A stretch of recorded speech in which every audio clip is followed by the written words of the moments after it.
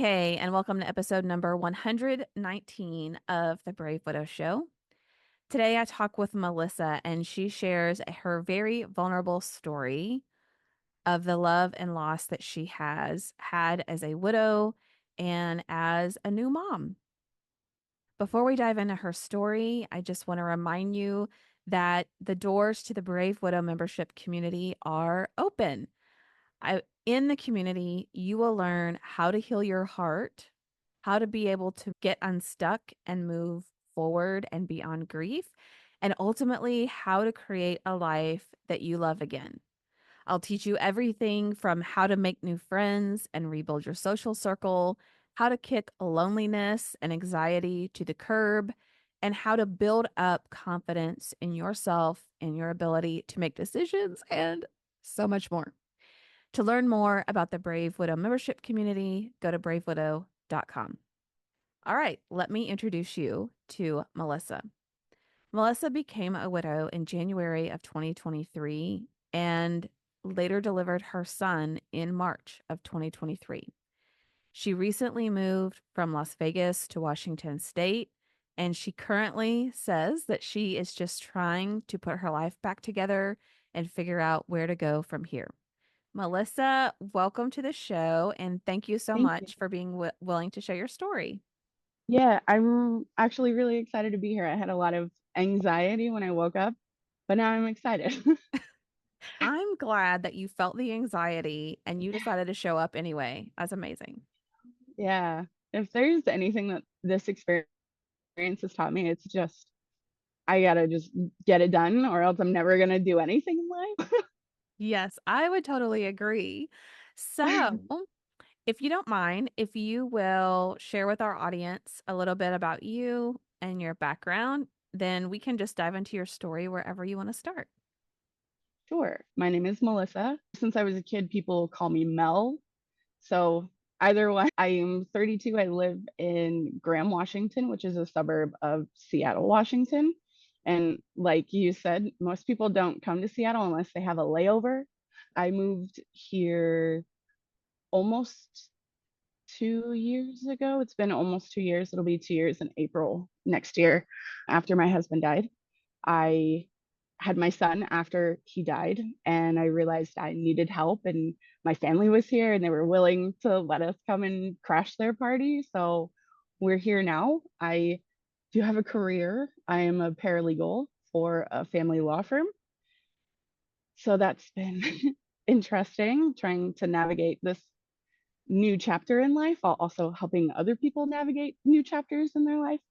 So I Mm, think that pushed me out of whatever bubble I had put myself in once everything happened. So yeah. yeah. Oh, I also have an 18-month-old son. He's the cutest kid I've ever seen in my whole life, and I could be biased, but I think he's so cute. He's handsome, just like his dad.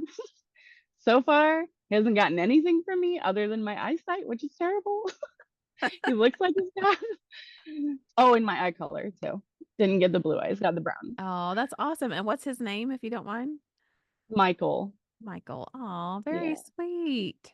Yeah. Okay, so tell us how you met your husband and what did you like about him when you met him?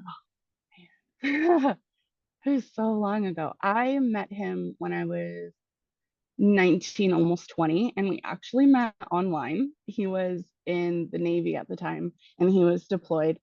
So he was like, "Hey, just a heads up. I know it says in San Diego, not in San Diego right now. Can't tell you where I am." But we just connected, and God, he was a tall, 6'2", handsome man. And the one thing that I really, really, because I always loved colored eyes, I just have brown hazel eyes. He had the bluest, greenest eyes I've ever seen in my whole life. I was like, this is it. Awesome. I love it. As you got to know him, past the dazzling eyes and the extremely tall height, like what qualities did you come to really admire and appreciate that he had? Oh man, he just really wanted to help people. When we first met, he was a hospital corpsman in the Navy. So he was on the medical side and he was also in a special program and things like that. So he just really wanted to help people.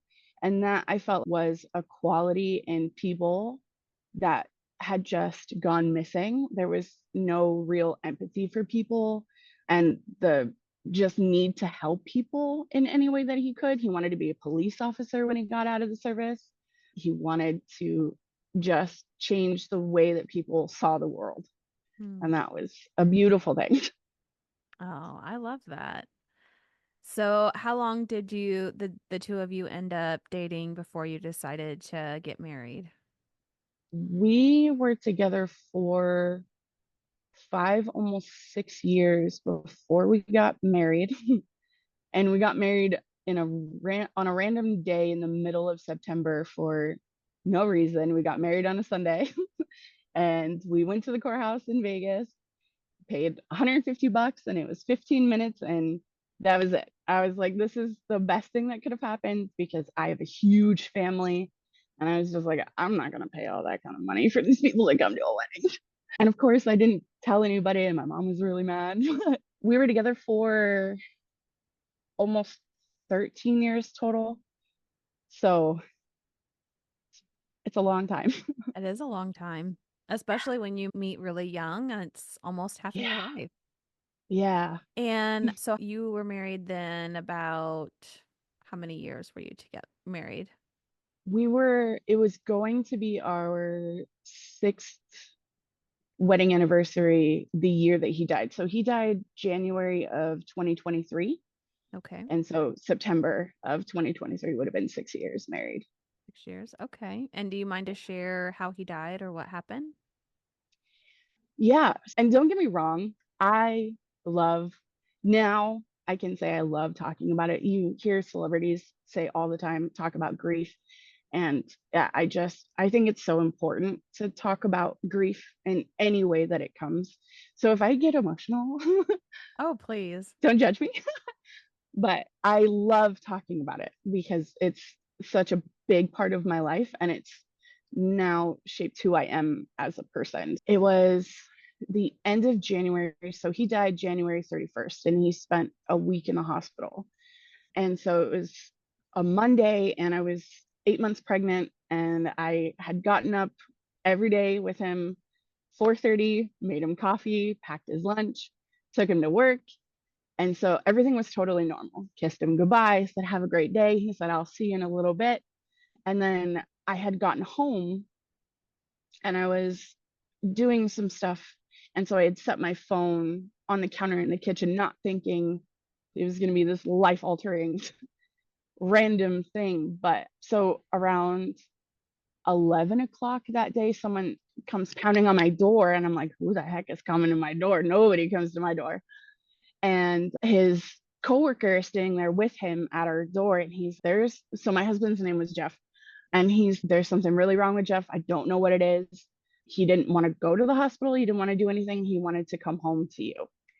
And so we got him upstairs and I could just tell there was something not right. And so his coworker's on the phone with his wife at the time. She was a nurse and she was like, take his blood pressure. And so I had taken his blood pressure because he was hypertensive. And I've never seen numbers like that. Not to say I'm a healthcare professional in any sense of the word, but I was like, there's something really wrong here. So I got on the phone and I had tried calling his mom, I think 3 times. I called his sister and I couldn't get a hold of anybody. And so I called my mom and I said, I don't know what's going on.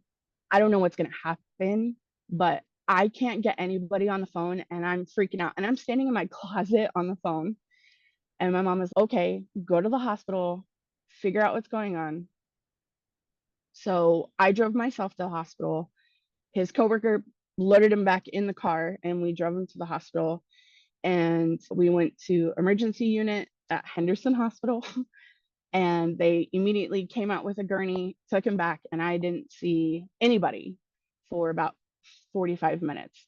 And so I was sitting there and I at that point I was by myself. His coworkers like, look, I have to go back to work. They work construction and they were working on the fountain blue at the time. And he was like, I have a deadline. I'm so sorry. I hate to do this to you, but I have to leave. And I was like, I'm sure it's gonna be fine. So just go do your thing. And so 45 minutes later, a nurse called his name and they took me back and they sat me in a chair.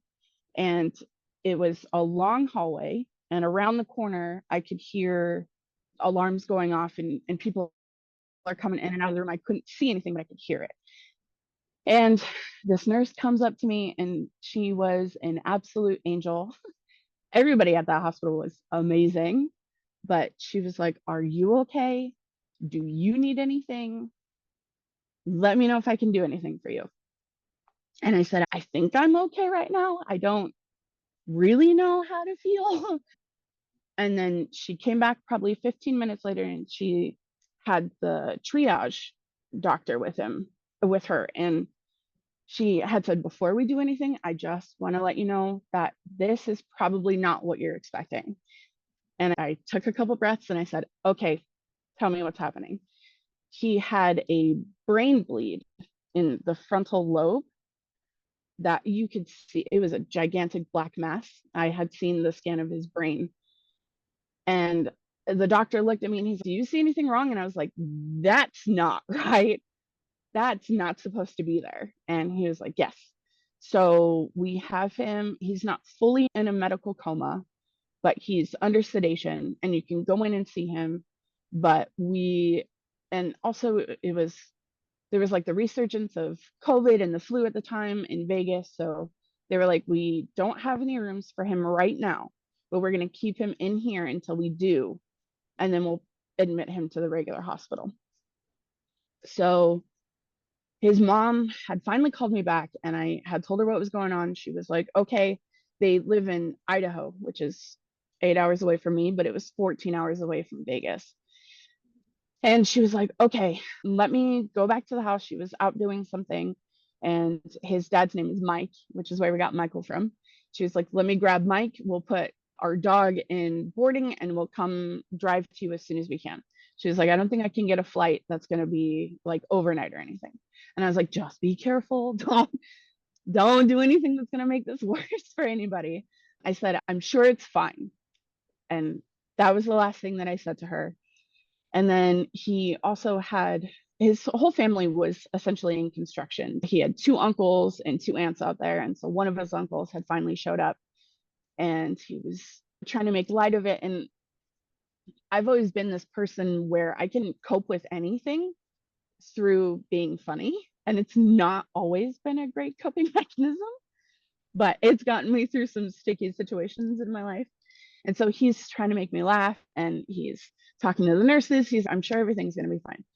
So at this point, his foreman, the project manager, and his coworker had come back to the hospital and they were like, are you okay? Do you need anything? Are you hungry? Can we get you any?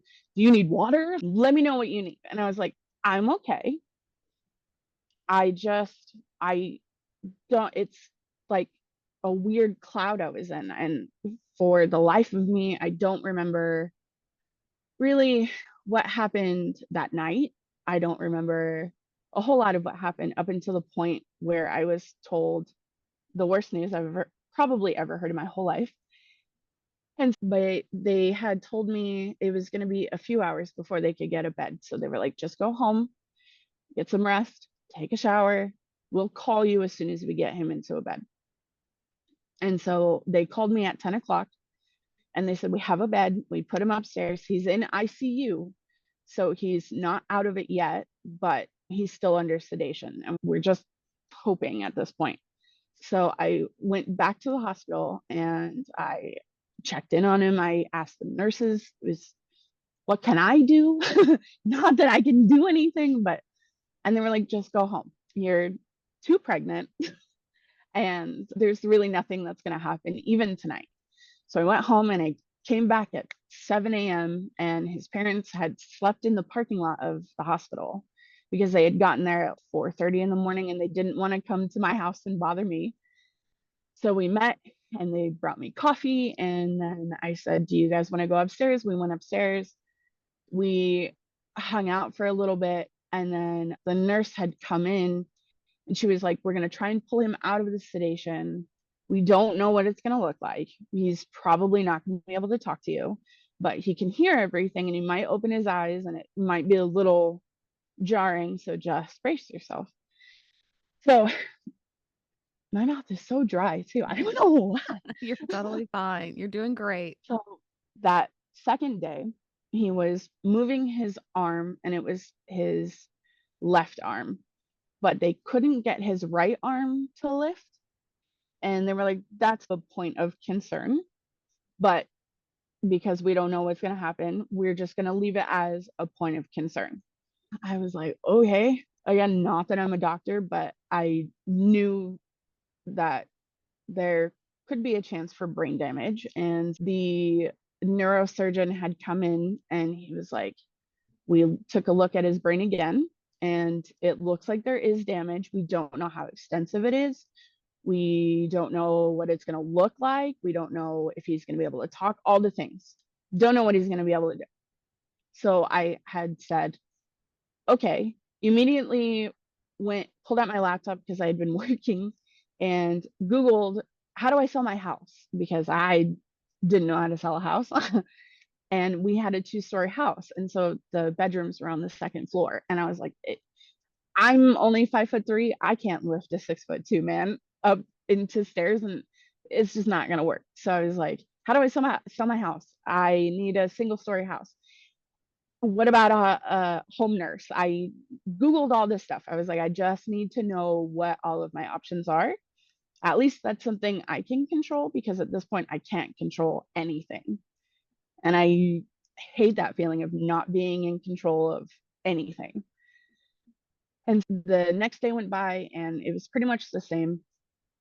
And then about that night, they had fully pulled him out of the sedation, but he was reacting because they'd intubated him. So he was reacting to the intubation and he kept trying to pull it out. And so they had to restrain his arms and they're like, "We don't want to freak you out, but we have to do this because it could do more damage." And I was like, "You don't have to explain anything to me. You do what you need to do." And he hadn't really opened his eyes at this point. So she lifted his eyelid and one pupil was pinpoint and then lifted the other eyelid and it was totally dilated. And I was like, that's, again, not a doctor. That's not great. That's something's wrong, like really wrong, past just don't know what it is. So they said the neurosurgeon isn't going to be in until tomorrow. So we're going to put him in a full coma and hopefully it'll level out his blood pressure. It'll level out all the things that need to be leveled out. And then we can try again. And then I went home. His mom stayed at the hospital the whole time, which was crazy because she's almost 70 and has had back fusions. And I was like, that I can't, I've never had a back fusion. I couldn't sleep on that bed. But she didn't want to leave. And we basically were like on a rotating shift where I would come in, spend as much time as I could until I couldn't sit in the chair anymore and I had to go leave. His dad would come in and out and he doesn't want to show emotion. His family is Hungarian and his grandfather immigrated from Hungary over here. So they're really no emotion, no nothing. You go take care of it by yourself in a corner and you come back and everything's fine. So his dad was doing that and I was trying to keep everything together. And people are calling me and, "Do you need food? Can we bring something to your house? Are you okay? There's no labor is not going to happen anytime soon." And I was like, "Everything is fine." So the next day, the neurosurgeon came in and he had said, I I don't want to be, I never wanted to be this person to do this to two people in their 30s because my husband was only 35. And he said, overnight, the brain activity had ceased 100%. And he said, I have tried everything and there is nothing else I can do. And so at this point, I have to figure out if he's an organ donor, and then we can connect you to the organ donation network in Nevada, and we will talk about next steps. I had said he's an organ donor because, again, he wanted to help people. I and at this point, my parents weren't even here. It was just his parents. And my mom kept saying, "You let me know when you need me to come." And again, I love talking about it, but every once in a while it'll sneak out. Of course. Here you And are. You said 8 months pregnant, yeah, and you're playing this waiting game day after day, not knowing what's going to happen. And then just yeah, hearing those shocking words of essentially he's brain dead, which is yeah, what happened with my husband. oh, And yeah, that's tough. yeah. And so at that point, I stopped hyperventilating and I called my mom and I said, "Okay, I need you." And she said, "I'm on a flight. The next flight I can get, I'll be there."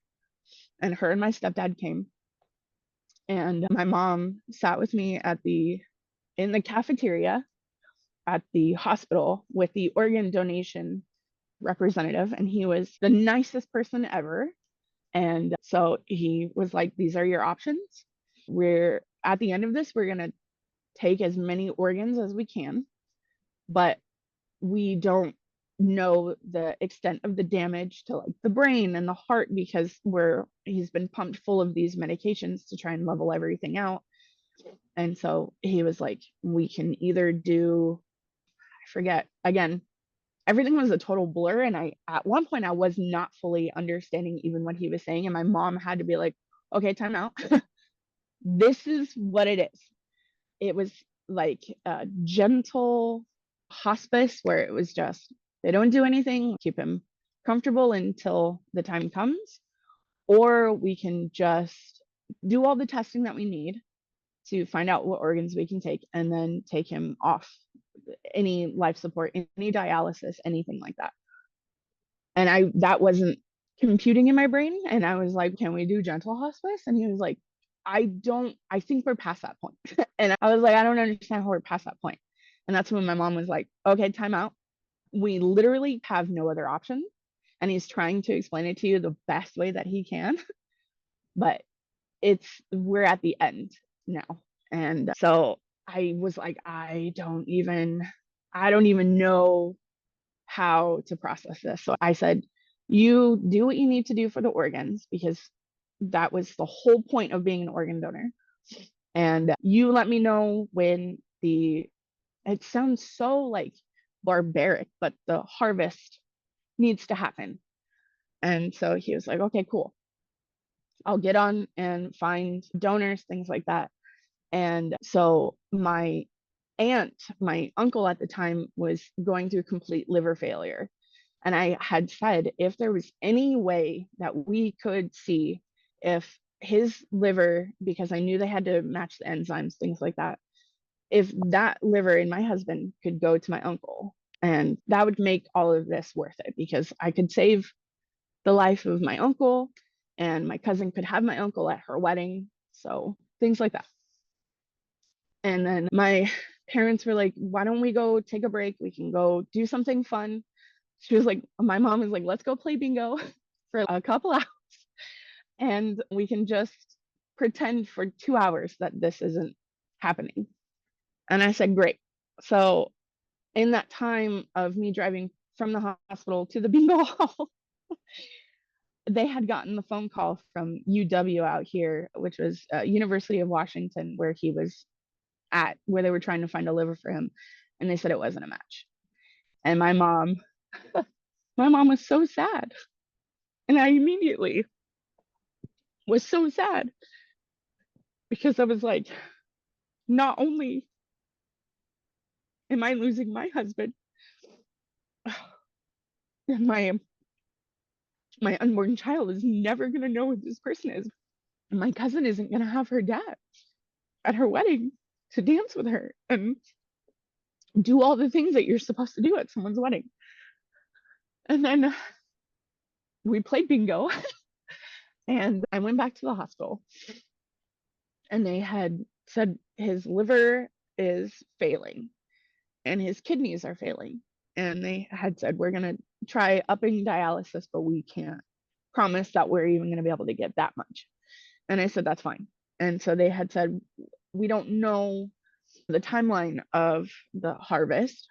So it could be today, it could be 10 minutes from now, or it could be 2 days from now. But we're working to get something. So I said, again, you don't need to tell me, don't explain it to me.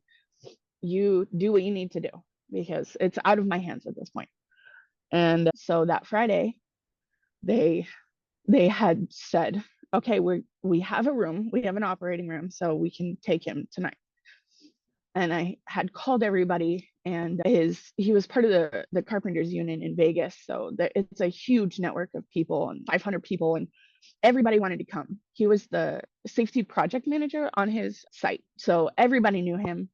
And so everybody wanted to come and say their last goodbyes. And my mom at this point had not gone into the room to see him. And my cousins were in town and everybody got to say their last thing. But my mom was like, I don't want to see him because she was like, I don't want that to be the memory that I have. Because my husband was a big, boisterous guy. He was 250 pounds. He was 6'2". He was this big guy. He's starting to wither away because there's just nothing left. And she was like, I can't go in the room. And they had said that they were going to come in and unplug everything. And they had asked me if I wanted to be in there. And I said, I can't be in there. And so they said, you can just stand outside the room. And I couldn't even look in the room when they were taking everything out. And so they do the organ walk. And that was a whole thing. And we had to go through 2 floors of people out in the hallway.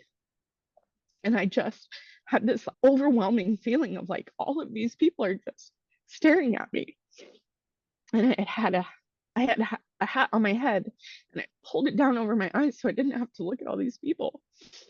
And then they went down to the operating room and they had said, okay, this is the last time. So his mom went over there and I feel horrible, but I couldn't even really touch him without absolutely breaking down.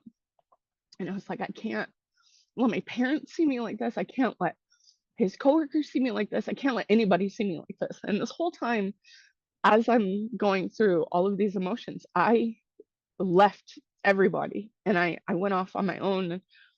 The bathroom became my safe place where I could feel all of the things within a 5 minute period, pull myself back together and go out and have to make decisions that I never thought I would have to make at the age of 31.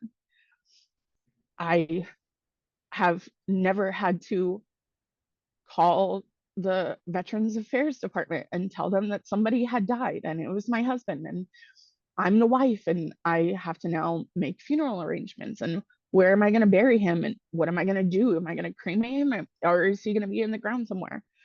And I've never had to call a bank and say, hey, Jeffrey is dead. I've never had to call a mortgage company and say, Jeffrey's dead. And so I couldn't even bring myself to touch him that last time. And I feel horrible about it. And I talked to my therapist about it. And I carry a lot of guilt because it goes back to that very first day. If he didn't want to come home to me and he would have never said that, then he probably could have been to the hospital sooner. And if I would have picked up the phone in the 50 times he tried to call me and just listened to the voicemails, maybe I could have just gotten in the car and picked him up faster and done something different. And if I could have been just a little braver, I could have touched him for that last time. I could have looked at all these people who are out in this hallway honoring this person that they don't even know. I could face people. And that was one of the other biggest things was he's part of this carpenters unit and there's 500 people who know him and I have no idea who any of these people are, and they're asking me for pictures and they're inviting me to come down to the warehouse and meet everybody. And there's a room literally of 500 people who are staring at me, who know that I went from being Jeffrey's wife to Jeffrey's widow. And that was this weird chain of events that happened. And I was like, I had OCD when I was younger and I thought I had worked it out. And that came back. I found myself turning on and off light switches like 7 times because it didn't feel right. I couldn't sit still. I had so much anxiety in this room of people who my husband knew, and I didn't know any of these people, and I could not touch, I couldn't shake their hands because I was like, I'm pregnant. I had germs, like I can't. And it became this whole thing where and I couldn't be around people because even a few days later, after everything was said and done, and I'm waiting for the ashes, I was like, I'm gonna go get my hair cut. I haven't had a haircut in forever.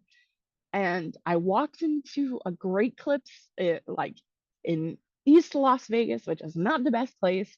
And even then, the lady who was cutting my hair used to cut his hair. Mm.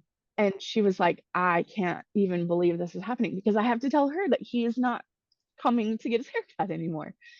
And a guy walked in, and as I'm explaining to this person that he's not coming to get his haircut anymore, this person knew my husband. And he was like, are you Jeffrey's wife? And I was like, yeah. And I met your husband on the elevator. I don't know how many times. He was a great guy. He was like, let me pay for your haircut. And I was like, I can't let you pay for my haircut. I know. But it was like, it, it was every place that I went, I felt like I was running into people. And so I didn't want to leave my house. Mm. And I immediately after leaving the hospital, they gave me a folded up flag that they had draped over him before we went down for the organ donation. And I had this flag and I was like, this is the only thing that I have left that's like tangible. And we also had a dog, and this, it sounds so juvenile, but him and this dog were best friends. They were like soul siblings. They did everything together. If he was eating cherry pie, she was eating cherry pie. Everywhere that he went, she was. And so she got really depressed. And I remember I put the flag on, he had the little walkway dresser thing where he would drop all of his stuff after. And she went up to the flag because it smelled like him. She went and sat at the garage door waiting. That tore me apart. And even that dog got depressed. I have her now, and she's just not even the same, which is weird to say about a dog. But she's not even the Oh. same because he's not here. And it was like, I didn't know how to explain to a dog that, like, he's not coming back. And I don't know how to help you. And so that night, I just cried. There was nothing else I could do. And then the next day, my parents came over to the house and they were like, what do you need from us? And I said, I am not in a place where I can live by myself. I don't think I'm ever going to be in a place where I can live by myself. And I was like, I especially can't live in this house by myself because everything is his, everything. And it's just not the same. And so they were like, okay, we're going to sell your house. And so I sold my house. And the last couple days that we were in Vegas, I had finally gotten the ashes back. And that was the other thing that stuck with me because when I made the arrangements, I guess I had assumed because I didn't know that they were going to deliver the ashes to the cemetery. And they called me and they said, he's here for pickup. And I said, okay, great. They said, we just need you to sign some paperwork. So I guess that's all I heard was we need you to sign paperwork as like the release and the permit for the, I don't even know, the internment, I guess is what they call it in the mausoleum wall. So I drove down there and signed paperwork. And then they handed me a bag. And in the bag was a cardboard box. And it just I'll never forget it. It just had a white label on it and it had a bunch of numbers and it had his name. And I had looked at the guy and I said, "What is this?" And they said, "This is Jeff." And I said, "What?" And they said, "You have to take this to the cemetery for the internment into the wall. We don't do the delivery." And so I went home with this box and I put it in my closet. And my mom was staying with me at the time. And I was like, "I have him in the car, like he's in the back seat." And my mom was like, "What do you mean?" And I was like, "He's literally in a box in the back seat." And I said, "I don't know if I can bring him upstairs because this is not what I had expected." And I had gotten food before that because I was like, "I'm just gonna go get lunch." And I couldn't even eat because all I could do was cry looking at this box in the closet. And that's all that's left of this person. And then they had set up with the VA to have representatives come down. And he was buried in the Veterans Cemetery in Boulder City in Nevada. And his coworker had asked me why I chose that and why I didn't want to take him with me. And I said, I have a little urn. It's in a box. That's probably the other reason why I'm having such a visceral reaction because it's the first time I've opened that box since I moved. And I said, I have him with me. But I said, Vegas is it's where he became this person. He grew into himself here and he was proud of himself here. He had a great job. We had a home. We were married. We were going to have a family. We were going to do all these things. He was proud of himself here. And if I took him anywhere else, it would either be Vegas or it'd be Guam, which is where he really the whole time we were together, 13 years. He had spent time in Guam when he was in the Navy. And so he was like, if I die, take me to Guam. Take me to Guam. Take me. There's a waterfall. I have a map where he drew it. He was like, this is where you go to this waterfall that I named Jeff's Waterfall. Nobody else knows it's named after me because I named it myself. And he was like, just put me there. He was like, yeah, that's where I was the most happy I have ever been in my whole life. It was like, it's this little tiny island in the middle of the Pacific, but the people are beautiful people. The landscape is beautiful. Everything is beautiful. So if I die, either leave me here or take me to Guam. So I had told Billy, his coworker, that, and I said, I have him. I am able to go to Guam because it's expensive. I will take him to Guam where he wanted, but this is where I feel like he would want to be. Because again, we never really had the conversation. The most conversation that we had before anything happened was like, if I die, you go back out there and you find someone else. You don't live your life sad that I'm not here and think about all the things that we didn't get to do because there's a lot we didn't get to do. He was like, you go find somebody else. I'm sure there's somebody else who will handle your crazy as well as I did, and you're gonna be fine. Just don't dwell on it. Don't be sad.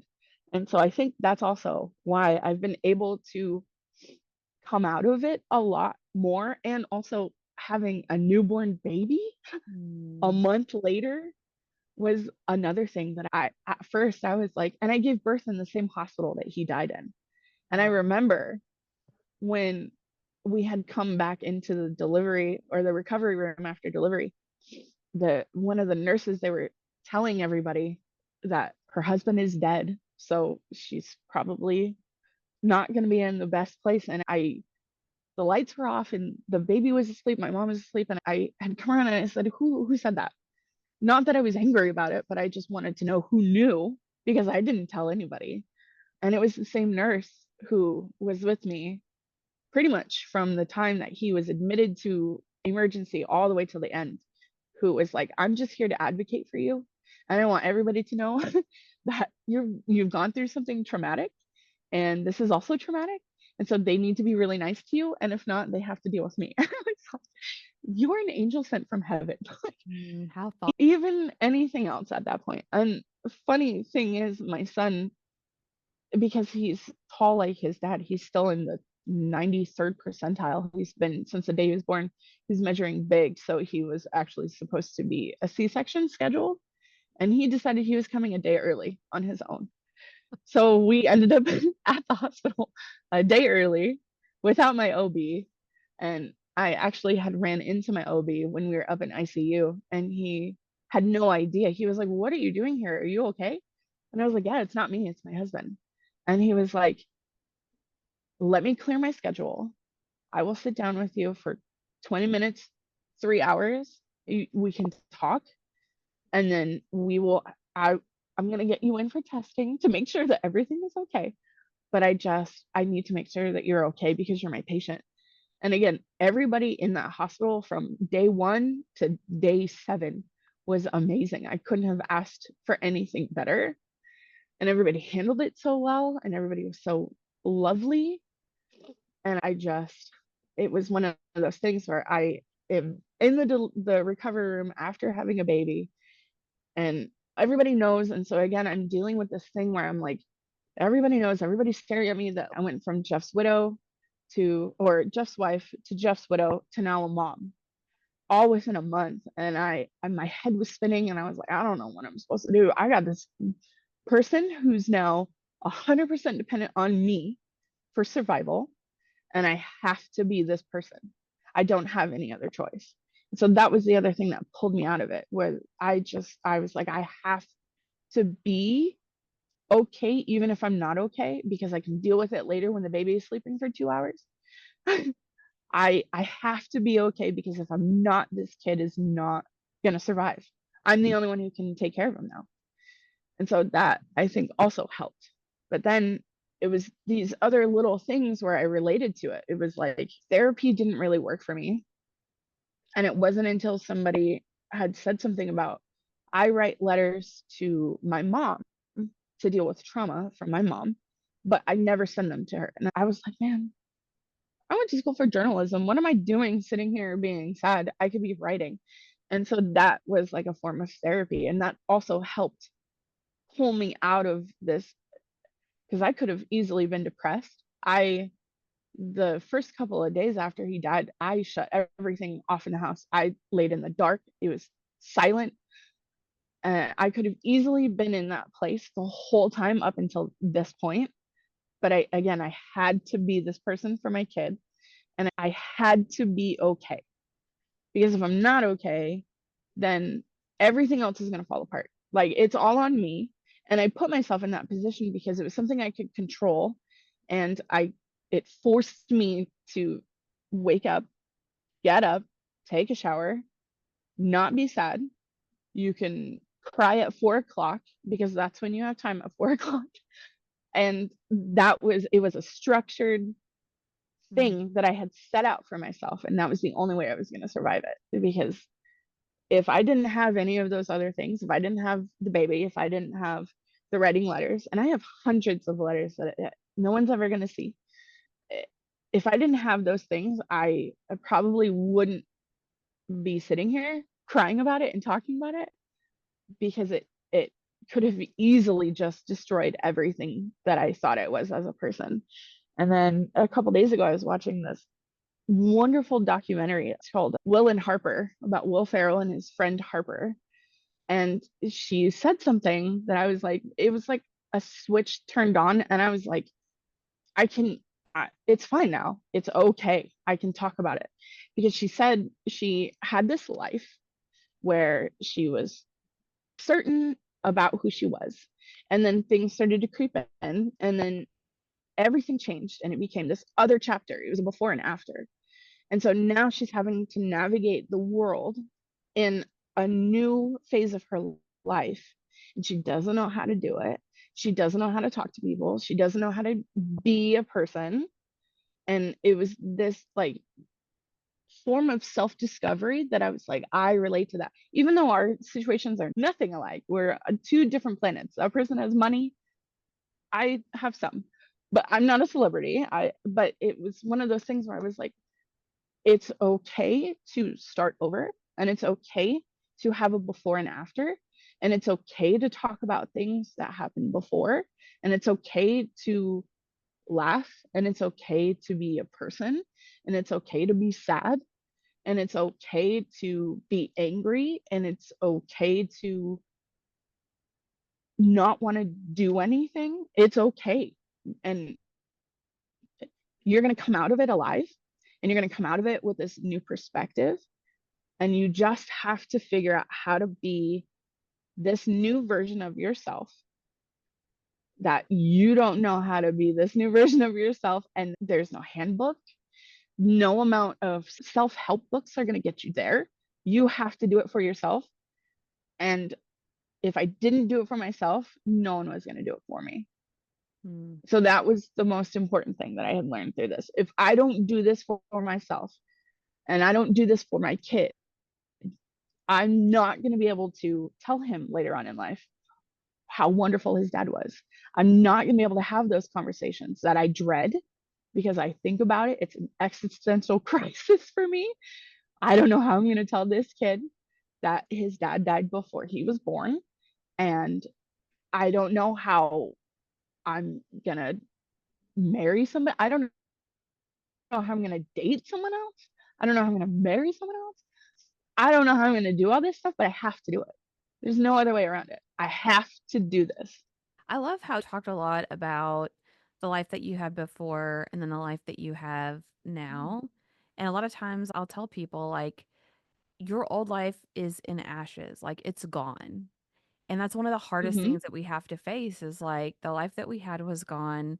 The dreams we had for the future are gone. Yeah. And now we have to create something totally new. And Yeah. it's overwhelming. Yeah. To say the least. There were times where we drove from Vegas to Washington. It was 18 hours. And there were times where my mom was asleep and I was like, I don't know what I'm doing. I don't know if this is the right choice for me. I don't know if this is the right choice for my kid. I don't know. I don't know what I'm doing, but I'm gonna do it because I, first of all, don't want to live in Las Vegas by myself as a female.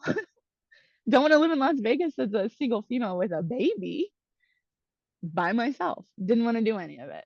So and that was the other thing that taught me was there is help and I have to ask for it because I'm not good at asking for help.